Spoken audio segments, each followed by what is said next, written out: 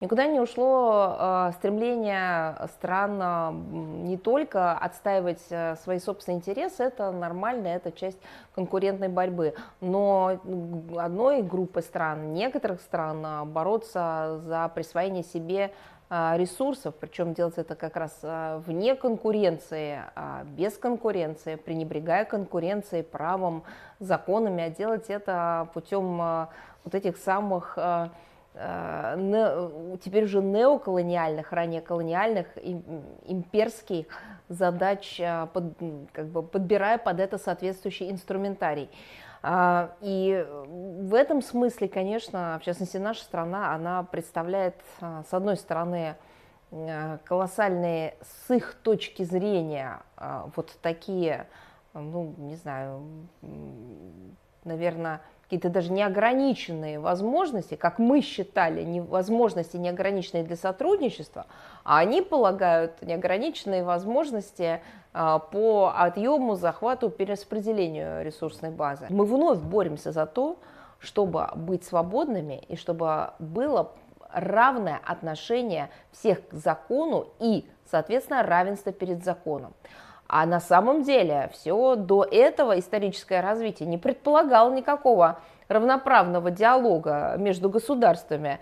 Кто сильнее, кто мощнее, кто кого захватил, поработил, а возможно и уничтожил, тот тогда считался и правым. 20 век привнес новую реальность, когда от, так сказать, силового метода или от интриг мир перешел вроде бы к, ну, по крайней мере, к апробации модели, связанной с выстраиванием международных отношений на международном праве.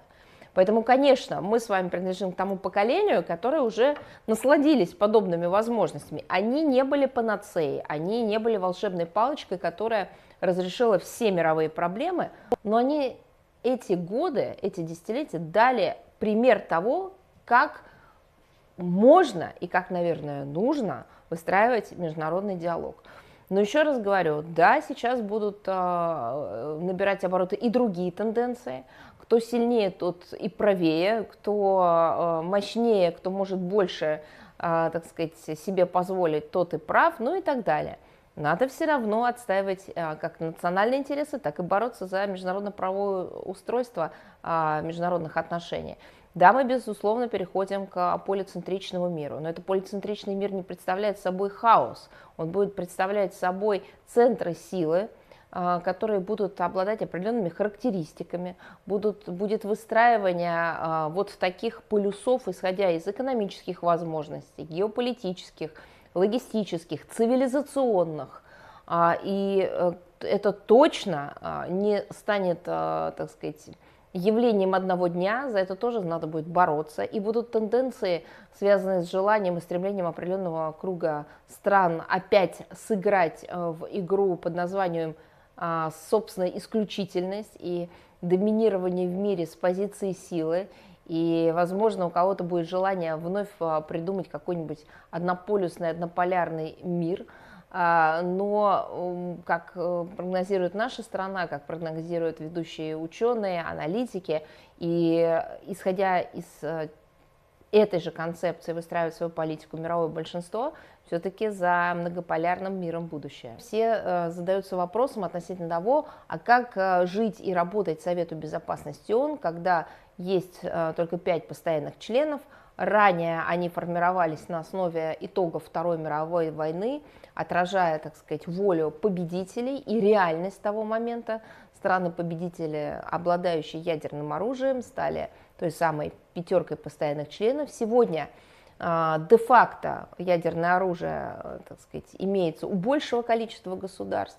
Сегодня 3 из постоянных членов Совета Безопасности ООН объединены военно-политической командно-административной системой НАТО, соответственно, имеют не свои индивидуальные голоса, а действуют с позиции как раз вот этой командно-административной системы единства, не принятия решения, а именно подавления воли и единого мнения, выдаваемого за некую солидарность. Появились новые центры силы, появились новые экономики, которые не только демонстрируют успешность, благополучие, привносят соответствующие блага в жизнь собственных стран, но которые еще имеют соответствующую мощь военно-политическую, и армии, и новые новейшие виды вооружений. Уже много лет идет вопрос или процесс обсуждения реформы Совбеза. Главное, с нашей точки зрения, чтобы она привела к реальным эффективным результатам, к повышению эффективности работы. А реформа ради реформы или реформа ради того, чтобы Совет Безопасности работал менее эффективно, ну, конечно, никому не нужна. Есть еще один аспект, с которым мы столкнулись в последние годы, говоря о реформе. Вы знаете, одно дело обсуждать реформу будущего, как она может происходить, а второе дело еще и сдерживать процесс, ну, по сути, деконструкции ООН, то есть когда идет ее буквально уничтожение на уровне смыслов. Организация задумалась как сообщество равноправных, равных перед уставом ООН, стран, которые будут действовать с точки зрения не столько хитрости и, так сказать, желания друг друга обмануть, а с точки зрения достижения общего результата на благо всех, на общее благо, на благо планеты. Основная цель – не допустить Третьей мировой войны, не допустить опять вот пучины какого-то мирового конфликта. А сейчас получается, что организацию просто начинают использовать. Замещают в секретариате должности представителями только стран, опять же, Североатлантического блока, так сказать, объединяются по типу, так сказать, вот таких кучек и групп внутри Совета Безопасности для того, чтобы не дать принять какое-то решение или пролоббировать только свой узкокорыстный интерес, используют такие структуры и такие позиции, как Генсек ООН, его заместители, соответствующие, так сказать, уполномоченные органы исключительно для реализации собственных политических интересов. Это тоже часть той работы, когда ее нельзя назвать работой по реформированию, но, по крайней мере, это работа по недопущению мутации Организации Объединенных Наций просто в какой-то инструмент, в какую-то дубину в руках одной группы стран, чем мы тоже занимаемся. Западное меньшинство решило,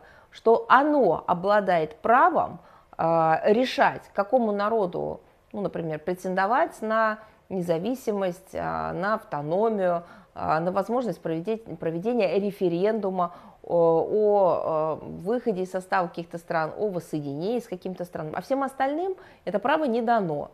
И ни ООН, ни правовики, ни юристы, ни сами люди не имеют права даже обсуждать эти темы. Донбасс, я имею в виду 4 региона новых, а также Крым, ранее провели референдумы так, как это и положено, так, как это описано. Это свободная волеизъявление граждан, на которые они имеют право, исходя из того, что их права нарушены и нарушались систематически не в индивидуальном плане, а именно как народа, обладающего своими традициями, своей культурой, своим языком, своим укладом жизненным, когда к этим людям применялись меры сродни геноциду, сродни блокаде, сродни просто, ну не знаю, созданию условий невыносимых для жизни, причем с, так сказать, тем, чтобы еще и узаконить подобное решение в национальном законодательстве. Соответственно, упомянутые мной регионы сделали свой выбор, они за него боролись много лет, они провели референдумы, они закрепили их на законодательном уровне, они выбрали тот путь, о котором мечтали на протяжении поколений, и мало того, как мы теперь видим, они готовы этот свой выбор защищать еще и с оружием в руках. Хотя были все сделаны процедурные, правовые, политические, общественные, информационные шаги, все было сделано и предпринято для того, чтобы эта ситуация никогда не стала поводом для открытой конфронтации. Все было сделано именно на основе международного права. Но пришли те, кто считают себя единоличными владельцами права распоряжаться чужими судьбами, западники, которые совершили то, что они совершили, и, так сказать, спровоцировали конфликт. И, собственно, если генеральный секретарь ООН считает, что он является спикером этой группы стран, тогда, наверное, ему нужно переходить на работу в НАТО, возможно, в Европейский Союз, становиться генеральным секретарем этих объединений. Но если он представляет всю совокупность Организации Объединенных Наций, ее секретариат, если он представляет организацию, в которую входят все страны мира, у которых существует законный механизм принятия своих решений, а у него есть четко очерченные полномочия, он не имеет права делать таких антиправовых заявлений и аффилировать свою позицию с позицией одной группы стран. Он обязан действовать в рамках своего мандата.